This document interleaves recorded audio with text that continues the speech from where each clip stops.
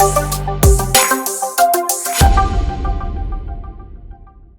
everybody. Welcome back. My name is Scott, and we have with us Nathan. Hi, Nathan. Hey, guys. We are continuing to work through Brené Brown's book called Dare to Lead. Can you see that? Dare to Lead. Awesome book. I don't know why I feel the need to hold the book up. Maybe it's because I'm a visual person, and it is a good visual. You'll appreciate seeing the cover. It's an actual book. We're not making it up. How's that? So last time we started our review of this book by looking at the introduction, and there's actually a note from Brené that precedes the introduction. And I want to go back for just a moment because it sets the stage for what appears to be so much of Brené's work, and certainly for this book, Dare to Lead. But she has been greatly moved by a quote from Theodore Roosevelt. And I'm going to read the quote to you. I think there's an ellipsis in here. So I think if you look it up, there's just a tad that she maybe cut out for the sake of brevity. But here's what she says, or here's what Theodore Roosevelt says. It is not the critic who counts, not the man who points out how the strong man stumbles or where the doer of deeds could have done them better. The credit belongs to the man who is actually in the arena, whose face is marred by dust and sweat and blood, who strives valiantly, who errs, who comes short again and again, who at the best knows in the end the triumph of high achievement, and who at the worst, if he fails, at least fails while daring greatly. How about that? All-time favorite quotes. Definitely awesome? So that is something that has been incredibly inspiring to her. In fact, I wanted to read that to you because section 1, she starts out by saying, the moment the universe put the Roosevelt quote in front of me, 3 lessons came into sharp focus. And I just wanted to continue off that quote. And here are in brief, the 3 lessons. The first one is, I will fail, but I'm still all in. I recognize that in life I will fail. I think if we're all being honest, we've all failed and know we will continue to fail. And that's not a maybe either. That's not a maybe. Is that what you said? Yeah. That's for sure. I will fail, but I'm all in. The second point coming from that quote, according to Brené, is vulnerability is not winning or losing. It's having the courage to show up when you can't control the outcome, which is so much of life, it seems to me. And as I read that, as I reread it today, I thought of people who come to Celebrate Recovery meetings. Many, you and I have been to so many meetings, but I recognize so many people come probably quite concerned or anxious. What's going to happen at this meeting? What's it going to be like? What are they going to ask me to do? And yet so many have the courage to show up when they can't control the outcome. And obviously not just Celebrate Recovery, but recovery meetings. I can't imagine how many thousands of recovery meetings there are around the world every day. And then finally, the third key point, again, coming from the Roosevelt quote, is the third thing I learned has turned into a mandate by which I live.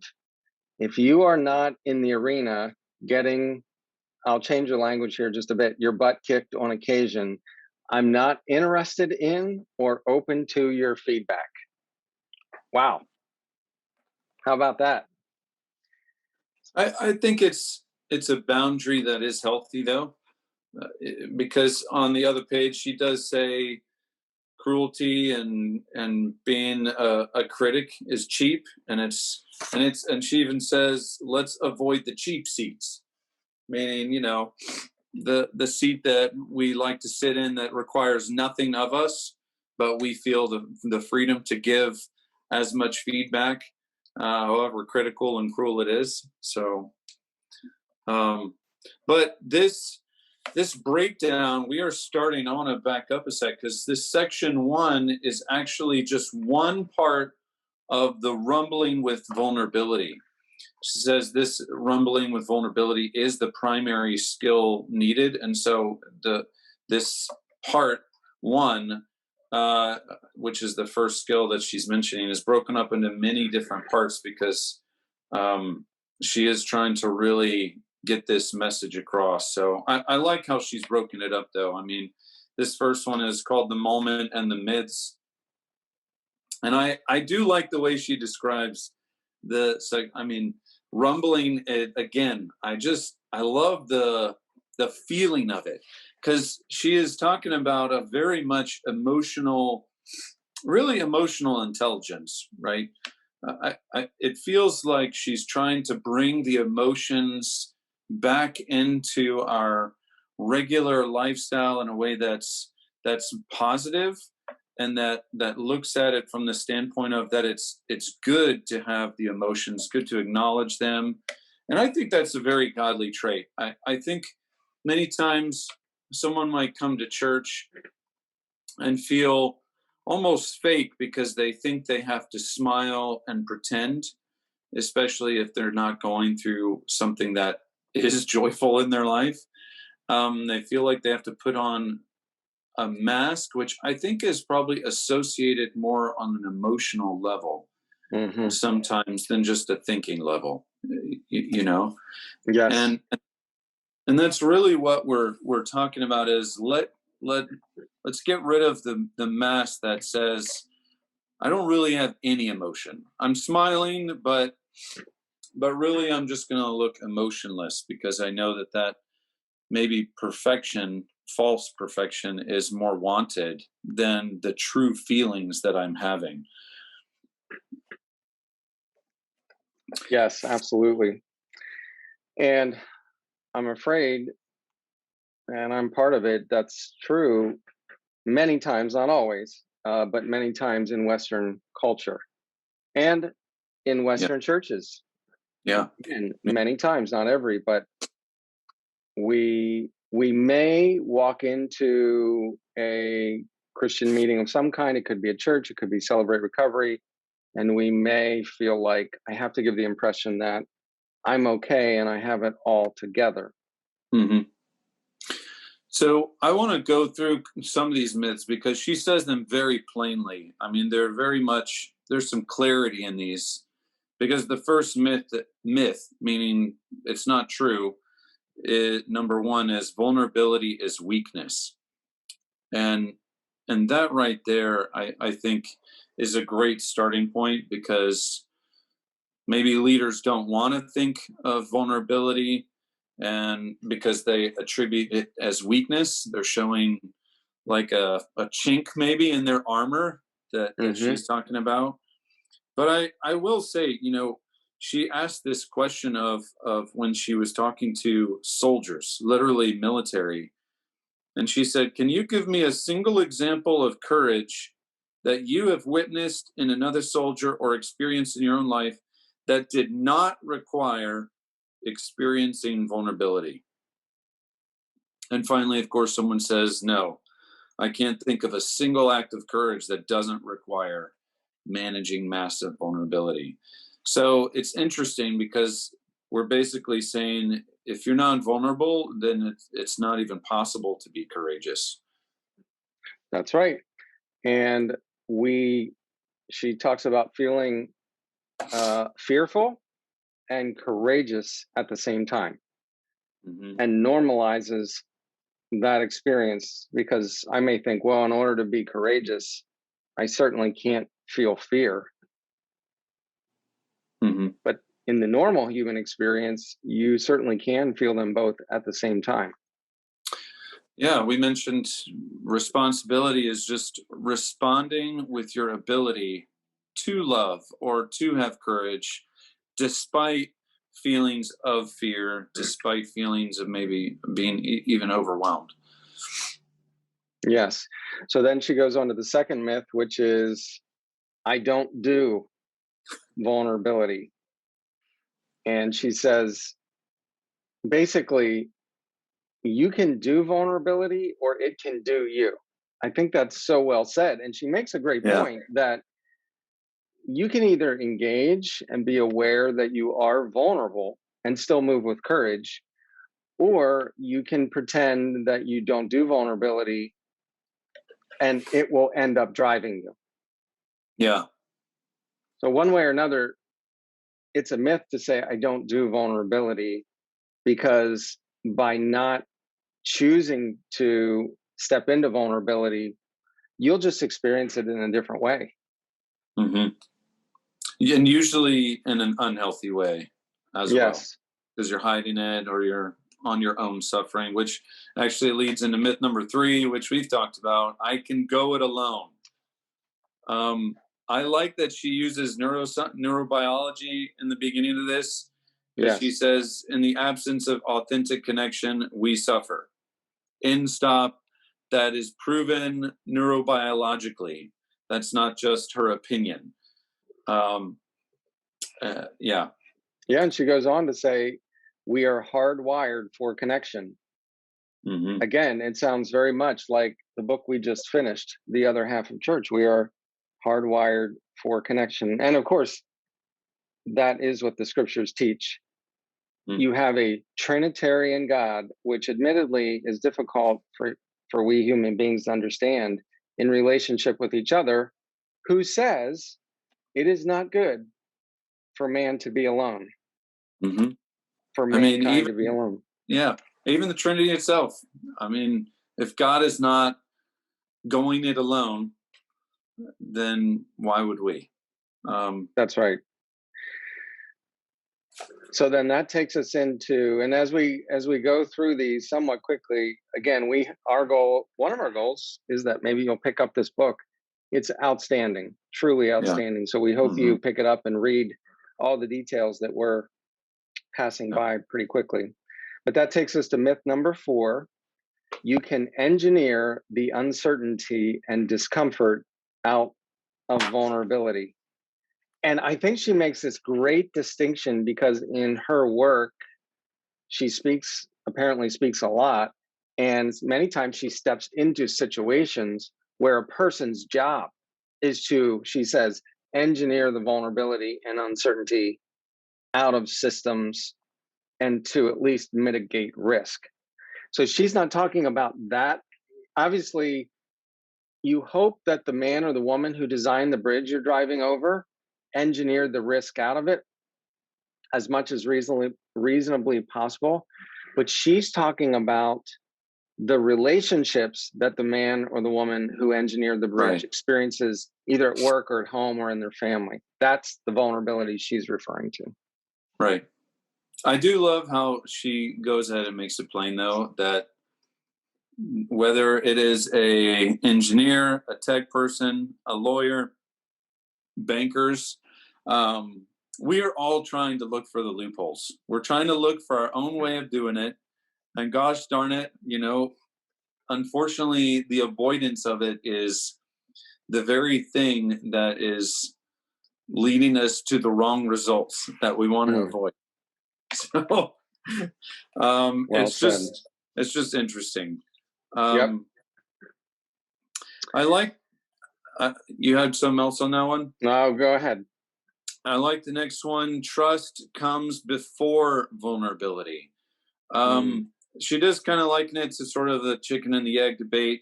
Like, hey, I need to trust first, or do you need to be vulnerable first? But she does make it clear that they happen kind of in conjunction. When you're showing up and being vulnerable, that is, of course, building trust. And these are those people that we are having safe places with. It's not just random strangers on the street. And that there are definitely times and places that are appropriate for vulnerability, and not necessarily just vulnerability all the time in every instance. I don't think that she's definitely saying that either. That's right. she's not saying that. In fact, I believe as she gets into myth number 6, she talks Right. about that vulnerability is disclosure, and she states Mm-hmm. both principles. The first one is, she says, I'm not a proponent of oversharing, indiscriminate disclosure as a leadership tool or vulnerability for vulnerability's sake. And Yeah. and I get that. We can, in the wrong setting, say too much, perhaps in an effort to win the sympathy of the folks that we're leading, and that's certainly different than what Yeah. she's talking about here. And the second principle would then be, there's no daring leadership without vulnerability. Yeah.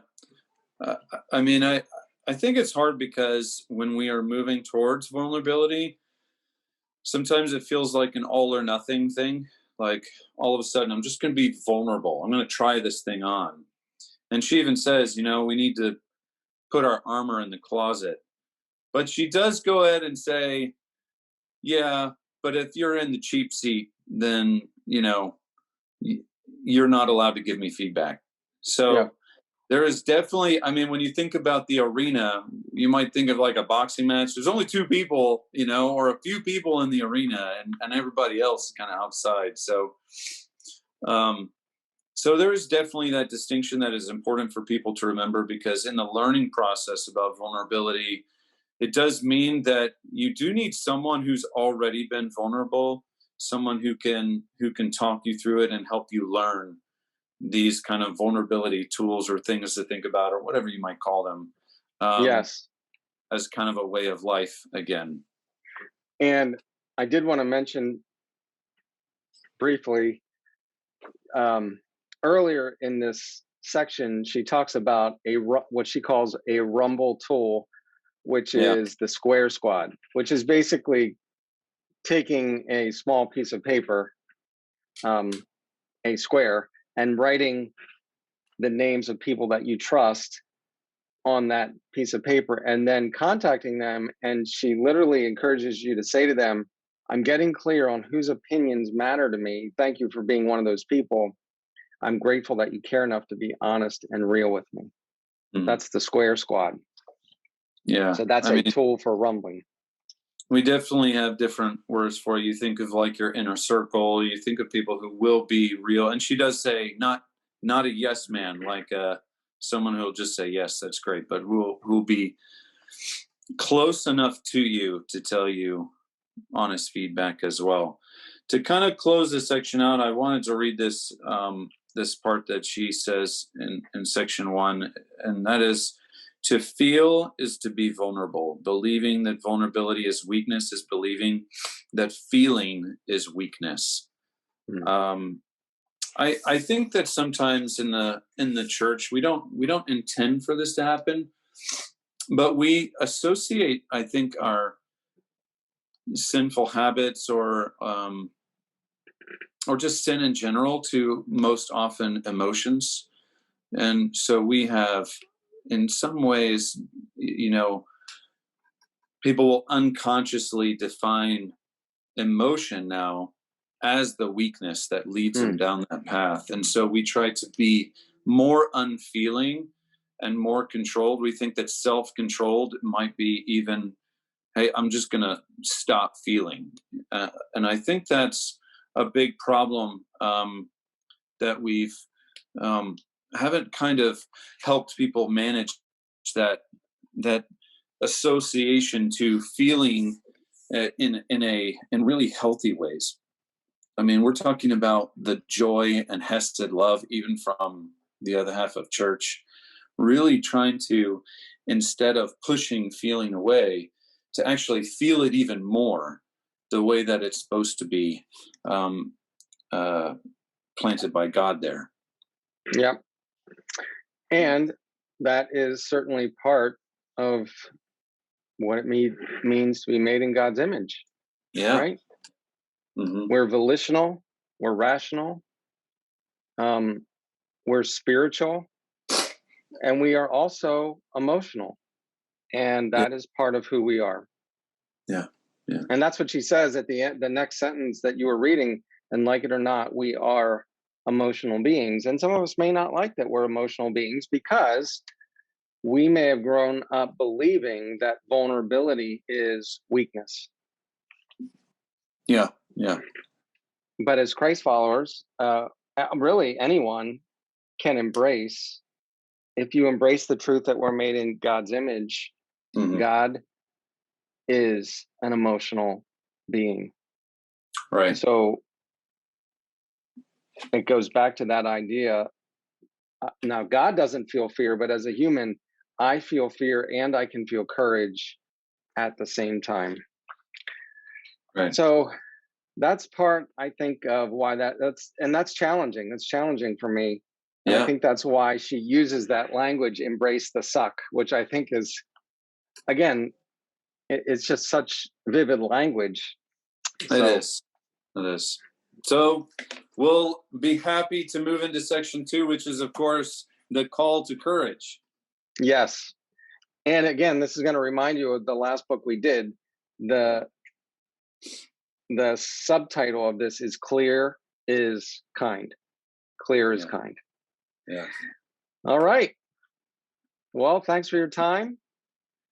And we will see you next time. See you guys.